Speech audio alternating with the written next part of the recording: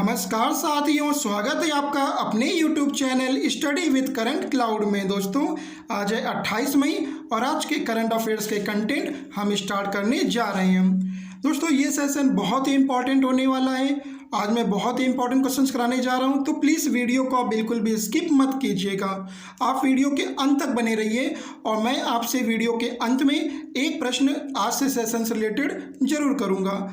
आप इसके जवाब हमें कमेंट सेक्शन के माध्यम से दे सकते हैं। और अगर अभी तक आपने हमारे चैनल को सब्सक्राइब नहीं किया है तो प्लीज़ चैनल को सब्सक्राइब कर लीजिए और साथ ही साथ बेल आइकन को भी प्रेस कर दीजिए ताकि आने वाले जितने भी नोटिफिकेशंस हैं वो आपको हमारे channel study with current cloud के माध्यम से समय समय पर मिलते रहें। तो आइए बढ़ते हैं आज के सेशन की तरफ।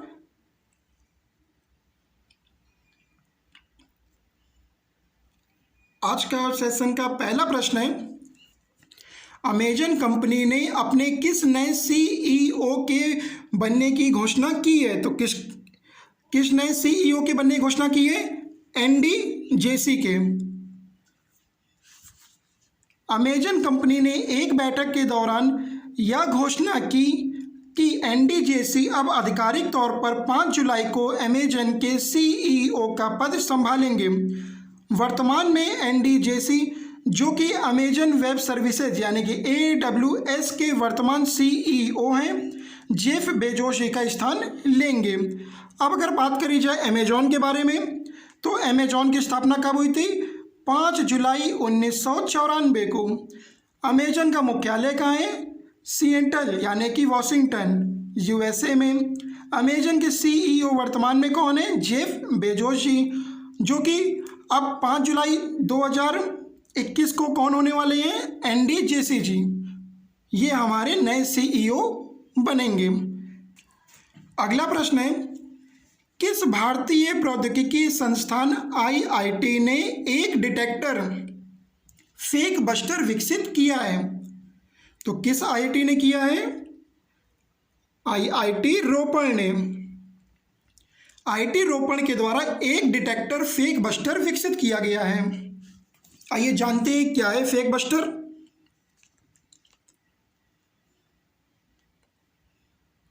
फेक बस्टर एक गहन शिक्षण आधारित समाधान है जो यह पता लगाने में मदद करता है कि वीडियो कॉन्फ्रेंस मीटिंग के दौरान वीडियो में हेराफेरी की गई है या धोखा दिया गया है। यह ऑनलाइन और ऑफलाइन दोनों में काम करता है। यह वीडियो खंड और नकलीपन के स्कोर की भविष्यवाणी करने के लिए एक 3D दृढ़ तंत्रिका नेटवर्क का उपयोग करता है।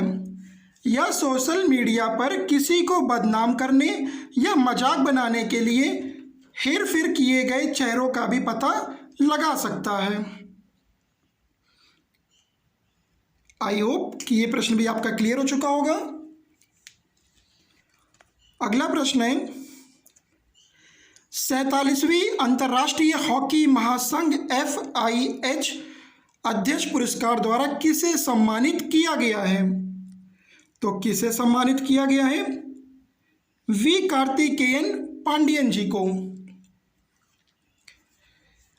V कार्तिकेयन पांडियन एक IAS अधिकारी और उड़ीसा के मुख्यमंत्री के निजी सचिव हैं, जिन्हें 47वीं FIH कांग्रेस के माध्यम से अंतर्राष्ट्रीय हॉकी महासंघ द्वारा अध्यक्ष पुरस्कार से सम्मानित किया गया है। इन्हें उड़ीसा में हॉकी के आयोजन और प्रचार की दिशा में उनके योगदान के लिए सम्मानित किया गया है। अब अगर हम बात करें उड़ीसा के बारे में, तो उड़ीसा की राजधानी क्या है? भुवनेश्वर।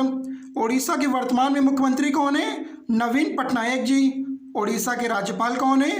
गणेशी लाल जी। तो इसका सही जवाब क्या हो जाएगा? V कार्तिकेयन पांडियन। जलवायु परिवर्तन और आपदा न्यूनीकरण से संबंधित प्रयासों को कम करने के लिए नासा कौन सी एक नई प्रणाली विकसित कर रही है? ध्यान से सुनिएगा और समझिएगा प्रश्न को।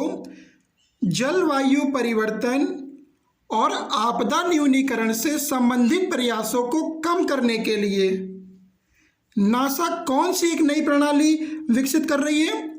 तो वो प्रणाली का नाम है पृथ्वी प्रणाली वेधशाला। पृथ्वी प्रणाली वेधशाला। नासा ने जलवायु परिवर्तन और आपदा न्यूनीकरण से संबंधित प्रयासों को कम करने के लिए एक प्रणाली पृथ्वी प्रणाली विकसित की है। नासा ने इसरो के इसके लिए एक साझेदारी की है जो NASA ISRO synthetic aperture radar प्रदान करेगा। इस प्रणाली के तहत वेधशाला प्रत्येक नए उपग्रह को विशिष्ट रूप से डिजाइन किया जाएगा ताकि पृथ्वी के अंदर से लेकर वायुमंडल तक 3D समय दृश्य तैयार किया जा सके, जो उन्नत अंतरिक्ष जनित पृथ्वी अवलोकन प्रणालियों को एक नई वास्तुकला प्रदान करता है। अब अगर हम बात करें नासा के बारे में, तो नासा के 14वें प्रशासक कौन थे? बिल नेल्सन जी। और नासा का मुख्यालय कहाँ है? वॉशिंगटन DC यानी कि संयुक्त राज्य अमेरिका में। और नासा की स्थापना कब हुई है? 1 अक्टूबर 1958 को नासा की स्थापना की गई थी।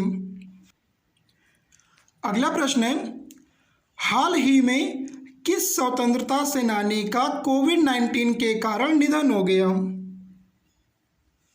तो किसका निधन हो गया? कौन थी स्वतंत्रता सेनानी?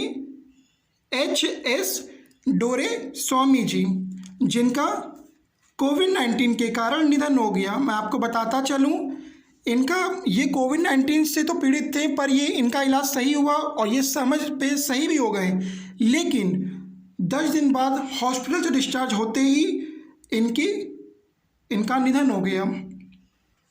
हरोहल्ली श्रीनिवासया डोरास्वामी जी भारत छोड़ो आंदोलन और विनोबा भावे के भूदान आंदोलन में उनकी भागीदारी के लिए जाने जाते हैं। यह कर्नाटक में नागरिक समाज आंदोलनों में भी एक परिचित व्यक्ति थे, क्योंकि इन्होंने बेंगलुरु में झीलों को पुनर्जीवित करने के लिए अभियान चलाया था।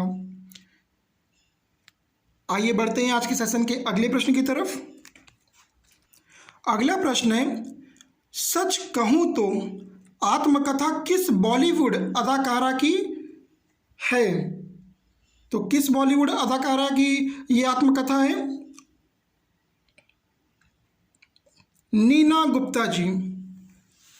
नीना गुप्ता जी की ये आत्मकथा है सच कहूं तो। बॉलीवुड अदाकारा नीना गुप्ता प्रकाशक पेंगुइन रैंडम हाउस इंडिया द्वारा प्रकाशित अपनी आत्मकथा सच कहूं तो लॉन्च करने के लिए पूरी तरह से तैयार है। यह पुस्तक फिल्म उद्योग की राजनीति जैसे मुद्दों को संबोधित करती है और साथ ही साथ यह भी बताती है कि युवा अभिनेता को गॉडफादर या गाइड के बिना जीवित रहने के लिए क्या करना पड़ता है। ये पुस्तक मैं आपको बताना चाहूँगा कि ये पुस्तक इन्होंने यानी नीना गुप्ता जी ने 2020 में जब लॉकडाउन की स्थिति आई थी कोविड-19 के दौरान, तब इन्होंने ये पुस्तक सच कहूँ तो आत्मकथा लिखी थी। इसका सही जवाब क्या हो जाएगा दोस्तों? नीना गुप्ता जी। अगला प्रश्न है, IPL 2021 के बचे मैच अब कहाँ खेले जाएंगे? तो कहाँ खेले जाएंगे? संयुक्त राज्य अमीरात यानी कि UAE में। इंडियन प्रीमियर लीग यानी IPL के 14वें सीजन के बाकी मैच सितंबर से अक्टूबर में UAE में खेले जा सकते हैं। IPL के 14वें सीजन को 9 अप्रैल 2021 को कोरोना महामारी की दूसरी लहर के बीच शुरू किया गया था। BCCI ने 21 मैच खेले जाने के बाद टीम बबल में खिलाड़ियों के कोरोना संक्रमित पाए जाने के बाद इसे 4 मई स्थगित करने का फैसला लिया था। पिछला भी सीजन जो हुआ था वो UAE में सफलतापूर्वक कराया गया था। तो इसका सही जवाब क्या हो जाएगा? संयुक्त राज्य अमीरात। अगला प्रश्न है, अमेरिकी राष्ट्रपति जो बाइडेन ने किस भारतवंशी को वाणिज्य विभाग के DG के तौर पर नियुक्त किया है? तो किसे नियुक्त किया है वाणिज्य विभाग के DG के तौर पर? ये है अरुण वेंकट रमन जी। अमेरिकी राष्ट्रपति जो बाइडेन भारतीय अमेरिकी नागरिक अरुण वेंकट रमन को अमेरिकी और विदेश वाणिज्य की सेवा के महानिदेशक के रूप में नियुक्त किया है। अरुण वेंकट रमन वर्तमान में वाणिज्य सचिव के सलाहकार भी हैं। अगला प्रश्न है, किस राज्य सरकार ने संपत्ति क्षति वसूली विधेयक 2021 को मंजूरी दे दी है? तो कौन सी राज्य सरकार है ये? हरियाणा। हरियाणा राज्य सरकार ने संपत्ति क्षति वसूली विधेयक 2021 को मंजूरी दे दी है। आपको हम थोड़ा इसके बारे में बताते हैं। हरियाणा के राज्यपाल सत्यदेव नारायण आर्य ने संपत्ति क्षति वसूली विधेयक 2021 है, जिसके बाद यह कानून बन गया है। इस कानून के तहत सरकार के पास किसी भी प्रदर्शन के दौरान सरकारी संपत्ति को नुकसान पहुंचाने वालों से नुकसान का हर्जाना वसूलने का अधिकार होगा। यह विधेयक 18 मार्च 2021 को हरियाणा विधानसभा में पारित हुआ था। अब अगर हम बात करें हरियाणा के बारे में, तो हरियाणा की राजधानी क्या है? चंडीगढ़। हरियाणा के मुख्यमंत्री कौन है? मनोहर लाल खट्टर जी। और हरियाणा के राज्यपाल कौन है? सत्यदेव नारायण आर्य जी। और यहाँ पे विधानसभा की कुल कितनी सीटें हैं? तो बोलेंगे 90। अगला प्रश्न है, खेल मंत्रालय ने जमीनी स्तर पर प्रतिभाओं को निखारने के लिए कितने राज्यों में कुल 143 यानी 143 खेलो इंडिया केंद्र खोलने का फैसला किया है? कितने राज्यों में किया है ये? 7 राज्यों में। और अगर हम बात करें कि ये 7 राज्य कौन कौन से हैं, तो वो भी जान लीजिए। महाराष्ट्र, मिजोरम, गोवा, कर्नाटक, मध्य प्रदेश, अरुणाचल प्रदेश और मणिपुर है ये 7 राज्य, जहां पर कुल 143 खेलो इंडिया केंद्र स्थापित किए जाएंगे।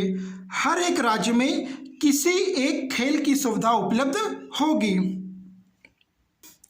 अगला प्रश्न है, 2021 में भारत का वर्तमान खेल मंत्री कौन है? दोस्तों ये प्रश्न आपके लिए है। आप इसका जवाब हमें कमेंट सेक्शन के माध्यम से दे सकते हैं। दोस्तों ये सेशन आज हम यहीं पे समाप्त करते हैं। और जाने से पहले दोस्तों मेरी आपसे बस एक छोटी सी रिक्वेस्ट रहती है कि यदि ये वीडियो आपको अच्छी लगी हो तो प्लीज़ इसे लाइक कर लीजिएगा और साथ ही साथ अपने दोस्तों के साथ भी इसे शेयर कीजिएगा। और यदि अभी तक आपने हमारे चैनल को सब्सक्राइब नहीं किया है तो प्लीज़ चैनल को सब्सक्राइब कर लीजिएगा, ताकि आने वाले जितने भी नोटिफिकेशंस हैं वो आपको हमारे channel study with current cloud के माध्यम से समय समय पर मिलते रहें। मिलते हैं आपसे हम अगली वीडियो में। तब तक के लिए जय हिंद साथियों।